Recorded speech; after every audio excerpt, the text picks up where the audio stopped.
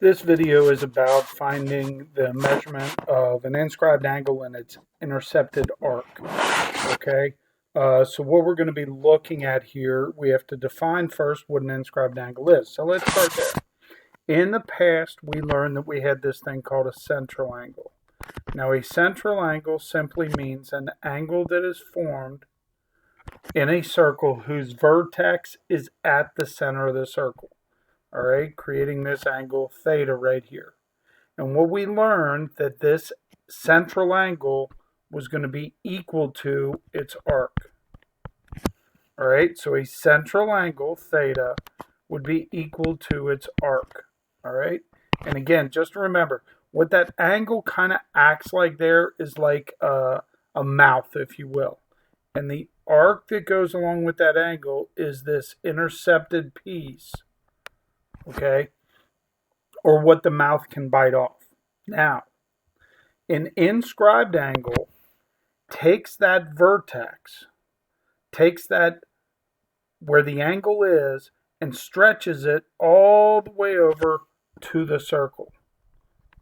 All right, so the vertex of an inscribed angle is going to be on the circle.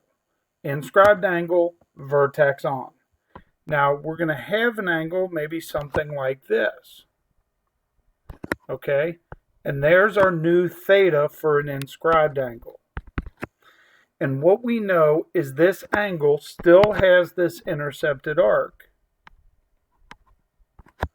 So it still has that arc right there, but now its measurement changed. The angle's measurement is not going to be the same as the arc. Instead, we know that the angle is going to be half the arc measurement. Now, this is what an inscribed angle says, that an inscribed angle is equal to half the measurement of its arc. But remember, we can look at this in a different way also. We could also say that the arc is 2 times the angle theta.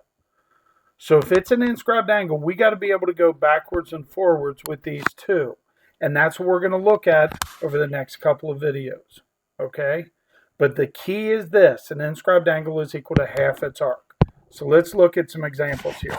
Okay. So I see the angle in question. I notice that its vertex is on the circle. That tells me it's an inscribed angle. Its arc would be this arc part that I just highlighted. And here's what I know. That angle, I'm going to call it angle C, has to be half of its intercepted arc, which would be 126. So the measurement of angle C is going to have to be 63 degrees. Simple as that. That's what an inscribed angle is.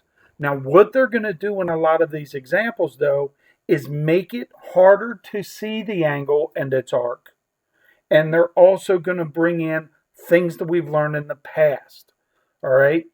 Things that we learned like there's 360 degrees in a circle. The idea of a semicircle. Okay, a whole bunch of things. So let's focus on what we're trying to do. Here's our angle right there. That angle is formed by these two segments. Those two chords. Now, I recognize right away that vertex is on the circle. Because the vertex is on, that means that we have this thing called an inscribed angle, and QC is its arc. Now, here's the problem here. We don't know the measurement for QC. In order to find the angle, I have to first find the measurement of its arc. I notice that this segment QS is a diameter, which creates a semicircle. So I know from Q through C all the way to S. Hopefully you can see my pen here. I know that that semicircle has to be 180 degrees. I know part of it. I know 102 degrees of it, which tells me that this missing arc right here is 78. Now that I know the arc, I can find the angle. I know that the measurement of angle QSC is going to be half of 78, its intercepted arc. or the measure of angle QSC, is going to be 39 degrees. So we're using that arc to find the measurement of the angle. Let's look at another example here. Okay. They want me to find this angle that I am highlighting right here, or that I am marking in red, I should say. Now, I recognize that that has an intercepted arc of that entire rim right there. I know part of it is 82, but I don't know this arc CD. So the first thing I'm going to have to do is figure out CD. Well, there's a couple of different ways. I'm going to take you on what I think is the easiest way, but it's a matter of really understanding inscribed angles. I know down here that I have an angle that's 98 degrees. If I take 98 degrees and double it, 2 times 98, that's going to give me 196 degrees. I know that this arc, which I'm going to kind of highlight here in blue with a little dash, that arc is 196 degrees. I know that because the inscribed angle for that arc was 98. All right? Now, if I take that 196 and I take away from it the arc that I know, the 82, that tells me that I'm left with 114 degrees, which is this arc from B to H. Now, that didn't find me CD, which is what we ultimately need.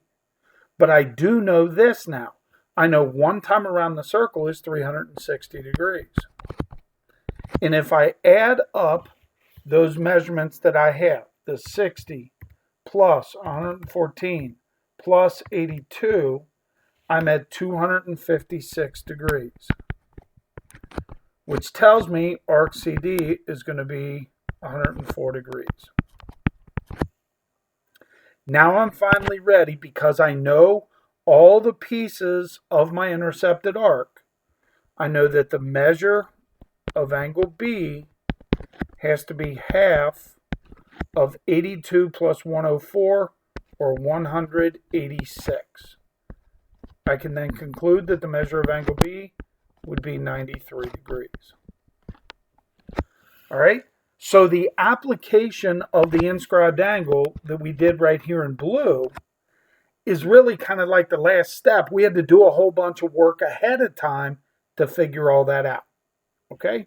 Let's take a look at this one now. All right? I notice in this circle that this is the angle they want me to find. It's an inscribed angle because T is on the circle. And its intercepted arc is this arc SR. I know that in this circle we have 360 degrees. I'm going to take off the 220 and the 66, which gives me 286. And then when I take that off, that's going to give me the amount remaining for arc SR, 74 degrees. Okay? So how do I find the measure of angle T? Well, it's an inscribed angle. So I know that's going to be half of 74, and half of 74 would be 37 degrees. All right? So now let's throw X into the mix.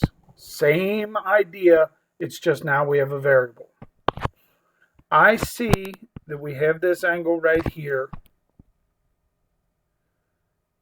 and that angle contains X, and it's an inscribed angle because the vertex is on the circle. Its intercepted arc is this whole mouth that angle would bite off, or that part that the angle would bite off. So what does this tell me? This tells me I know that the angle 41x plus 3 is half its arc, and its arc would be 80 plus 90, or 170. This lets me know that 41x 41x plus 3 has to equal half of 170 would be 85. I'm going to subtract 3. I get 41x is equal to 82. And divide by 41, I get x is equal to 2. This is all that I'm going to have you guys do. Obviously, we could take it one step further and plug x back in to find r. All I want to make sure of is that you guys can write and solve an equation that involves x and an inscribed angle, and that we can solve for x. All right? Now, this last one is kind of a doozy. This is a little tricky here. All right? There's our angle that contains x. I know that its arc goes from D through E all the way to W. All right, I know 40, which is great, but I need to know the measurement of the arc up there from E to D or D to E. Okay, so let's see what I do know. I know that angle D here, the 62, is an inscribed angle. If I take 62 and double it, I get 124. I know part of its arc here is 40. I'm going to subtract that away, leaving me with 84. That tells me that this arc is 84. All right. I now need to come back and find arc DE. Well, I know there's 360 degrees. And if I subtract the sum of those arcs, let's see, 40 plus 84 plus 136 would give me 260.